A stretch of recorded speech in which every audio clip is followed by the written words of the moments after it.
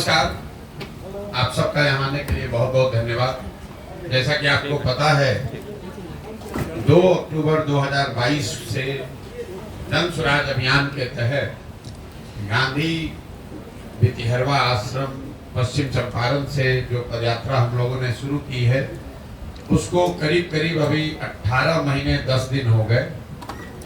इन 18 महीनों में पश्चिम चंपारण से चल के पूर्वी चंपारण, शिवहर, गोपालगंज, सिवान, छपरा, वैशाली, समस्तीपुर, मुजफ्फरपुर, सीतामढ़ी, मधुबनी, दरभंगा, बेगूसराय, खगड़िया होते हुए हम लोग सहरसा आपके जिले में आए हैं।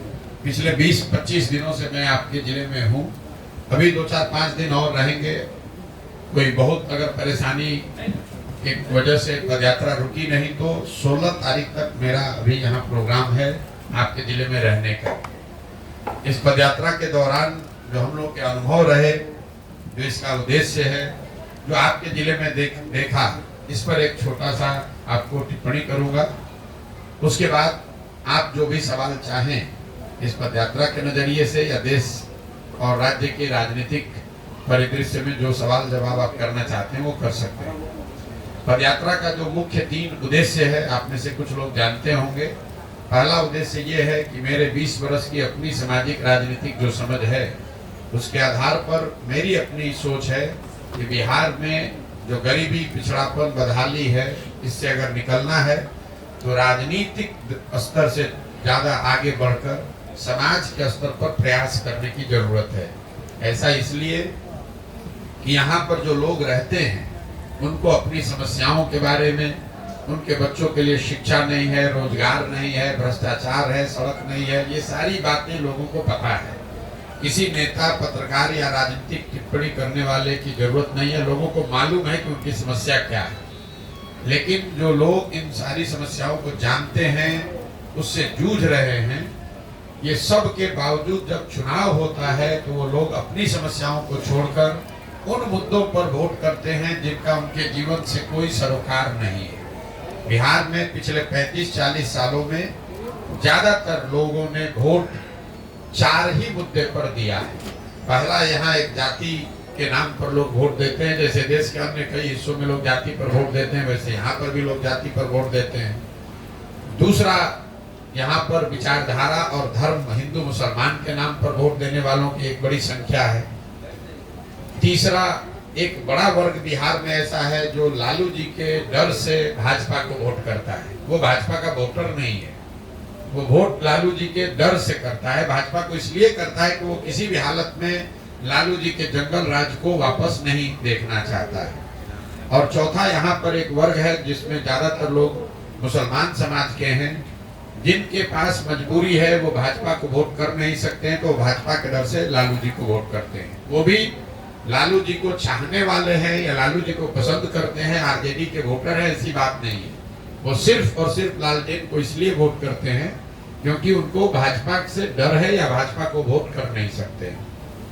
तो पदयात्रा का पहला उद्देश्य यही है कि गांव-गांव जाकर लोगों को ये बताया जाए कि आपकी जो समस्या है, आपके बच्चों के भविष्य का की जो स्थिति है वो तब सुधरेगी जब आप अपने और अपने बच्चों के भविष्य के लिए वोट दीजिएगा। वोट जिसको देना है दीजिए, लेकिन वोट अपने और अपने बच्चों के लिए दीजिए। इसीलिए इस पदयात्रा के दौरान सुबह से शाम तक हर 2-2.5 किलोमीटर पर रुककर गांव में, सड़क के किनारे छोटी छोटी सभाओं में हम लोग ये जाकर लोगों को समझा रहे हैं। दूसरा पदयात्रा का उद्देश्य है, यहाँ पर जब ये अभियान शुरू किया हम लोगों ने तो एक अध्ययन में पाया कि करीब 55% बिहार के लोगों ने बताया कि बिहार में एक नए दल और विकल्प की जरूरत है। लोग बोलचाल की भाषा में बताते हैं भैया विकल्प नहीं है। तो उसको साइंटिफिक तरीके से जब देखा गया तो पता चला करीब आधे से ज्यादा जनता, वो चाहे भाजपा के का वोटर हो, आरजेडी का हो, जदयू का हो, कांग्रेस का हो, लेकिन आधे से ज्यादा बिहार की जनता ऐसा समझती है कि बिहार में एक नए दल की जरूरत है, नए विकल्प की जरूरत है। इसीलिए पदयात्रा का दूसरा उद्देश्य है कि ऐसे उन सारे लोगों को जो चाहते हैं, समझते हैं कि बिहार में सुधार के लिए एक नए दल की जरूरत है, ऐसे लोगों को एक साथ लाया जाए, उनको इकट्ठा किया जाए और उनको वो राजनीतिक, सामाजिक सलाह, मदद दी जाए ताकि बिहार में एक नया दल बने और लोगों को विकल्प के अभाव में आरजेडी के डर से भाजपा और भाजपा के डर से लालू को वोट न देना पड़े। तीसरा पदयात्रा का उद्देश्य ये है कि अगर बिहार के लोग इस बात को समझ लें कि उनको अपने और अपने बच्चों के लिए वोट करना है, उनके सामने एक सही बेहतर विकल्प दल नया बन भी जाए, तो भी बिहार का विकास तब तक नहीं हो सकता है जब तक यहाँ की स्थानीय समस्याओं के बारे में उनको सुलझाने के लिए कोई योजना न हो। तो पदयात्रा का तीसरा उद्देश्य ये है कि जमीनी स्तर पर उतरकर वहाँ की समस्याओं को समझकर लोगों से बात विचार करके बिहार के हर एक पंचायत का, इस बात को ध्यान रखिए, हर एक पंचायत का अलग अलग अगले 10 वर्ष की विकास की योजना बनाई जाए, ताकि दल के साथ साथ लोगों को ये भी जानकारी हो कि अगर इस दल को, इस प्रत्याशी को वोट करते हैं तो उनके नगर, उनके पंचायत के अगले 10 वर्ष में विकसित बनाने के लिए जन सुराज की क्या योजना है, ताकि लोग उसको पढ़ें, देखें, समझें, चर्चा करें और उसके बाद अगर विश्वास हो तो उससे जुड़े। तो पदयात्रा के दौरान हम लोग ये 3 चीज करने की कोशिश कर रहे हैं। मैं या मेरे साथी जब तक हम लोग सहरसा में हैं तो प्रयास ये है कि हर गांव, हर घर तक पहुंचा जाए, लोगों को ये बताया जाए कि भाई आप अपने और अपने बच्चों के भविष्य के लिए वोट कीजिए। दूसरा प्रयास ये है कि सहरसा से निकलने से पहले ऐसे सारे लोग जो एक नया दल और विकल्प बनाना चाहते हैं उनको एक तरह से संगठनात्मक स्वरूप दिया जाए, एक संगठन उनके जरिए बनाया जाए। और तीसरा, सहरसा के हर नगर, हर पंचायत क्षेत्र के अगले 10 वर्ष के विकास की योजना बनाई जाए।